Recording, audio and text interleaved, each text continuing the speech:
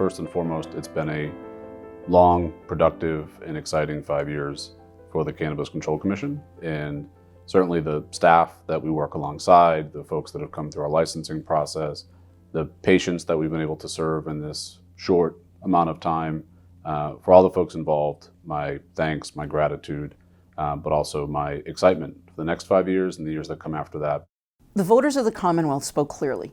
They wanted to move the Massachusetts cannabis market from an unregulated, illicit market to one that is safe and well-regulated for all consumers, whether they be medical patients or adult consumers. We want customers and consumers to feel confident in the safety and accuracy of their products through regulatory compliance with licensees and robust testing protocols. Every product being lab tested, every product being tracked, every sale being tracked within our metric seed-to-sale system. That's one of those items that I think we're most proud of, is that from day one, it was a fully regulated marketplace. We have independent testing laboratories that have commenced operations in the state of Massachusetts. That's vital. They're important to make sure that what is available through our regulated market is safe. It's important in Massachusetts for consumers to know when they go to a dispensary or an MTC that all of their agents have been properly trained. Whether it's the effects of marijuana on the body, prevention of diversion, prevention of selling to youth, our consumers need to know that everyone has been certified and compliant with our regulations around responsible vendor training. And it also includes things like public awareness and public education, making sure that the public is informed not just about their rights, but frankly their obligations as well. This is now legal. We all have a responsibility to make sure that it's successful. Lastly, labeling. So that's something that's very different, if in terms of regulated versus unregulated market. You won't get that. Our labels have an entire breakdown of what is being consumed, what has been purchased, what the makeup is, what the terpenes are, what the cannabinoids are, potency levels, so on and so forth. So it's just a lot of information that is given to consumers and they can be safe. We also have a responsibility to ensure that employees have a safe workplace. While the Commission does require certain whistleblower policies, there are gaps between federal law, state law, and maybe in the practice of how we allow employees to report and protect themselves. I'm proud to say that the Cannabis Control Commission created policies that have put equity in place, positive impact plans, diversity plans, the social equity program, our economic empowerment program, fee waivers. If I had to point to anything as far as our mission and what makes us get out of bed in the morning, so to speak, and pursue it, it's going to be our social equity program.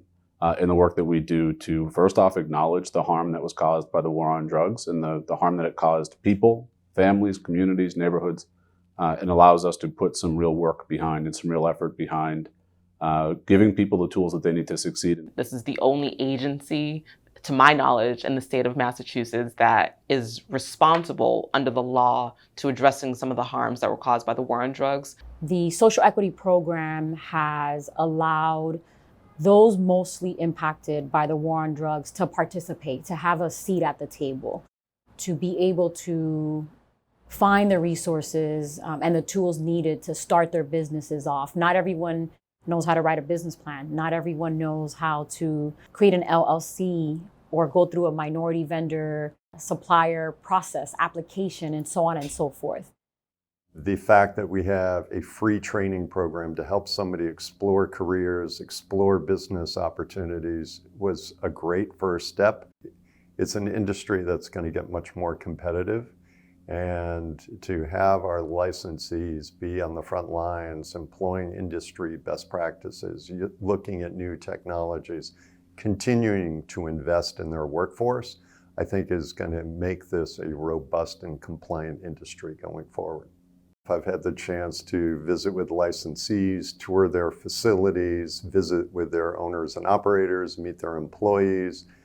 I think generally there is an understanding that the regulations seem to be working. Here in Massachusetts, we have one of the first state licensing processes that will allow those interested parties who want to get ahead of the curve to be doing local research. So I'm very excited about that fact that Massachusetts and the parties here will be ready when and if this does become regulated on the national level. I know I take a lot of personal pride in our devotion and our commitment to open data. To me, it is what makes this agency modern. It's what makes this agency transparent. And I often describe it as our don't take my word for it platform, because it empowers the public, the industry, anybody with information at their fingertips, completely unfettered access.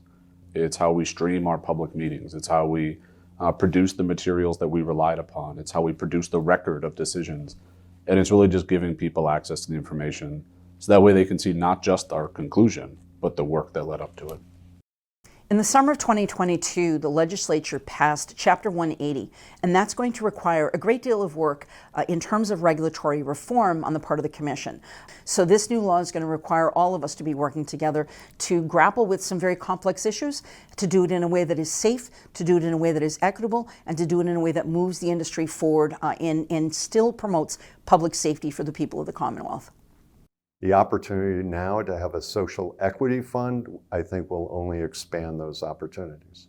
I'm hopeful that this fund will give folks the resources and the tools that they need to either make it over the finish line, because we have folks in the queue right now that are part of the equity program, or for some of those that are looking to stay alive. Communities can continue to support our social equity applicants by looking at the fees that really impact the licensee's bottom line, as well as looking ahead to how we can tap into this new social equity fund and how that can guide a lot of our licensees who are so close to the finish line and help them get over the finish line and open up their licensed facility.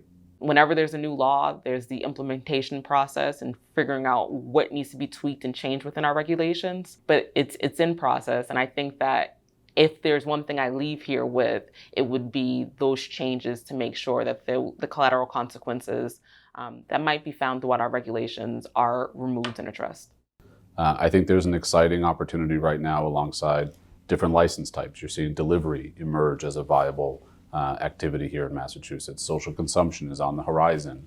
And so making sure, one, that we're prepared for that, but we're also able to successfully implement those types of things and allow this industry to continue to really become part of a fabric of what the community of Massachusetts really is, I think is important. I think that's a role that we look forward to playing. I think it's a role that we've really tried to play historically as well. I'm impressed with the fact that we have other states who look to us for our regulatory structure and take away our examples and best practices.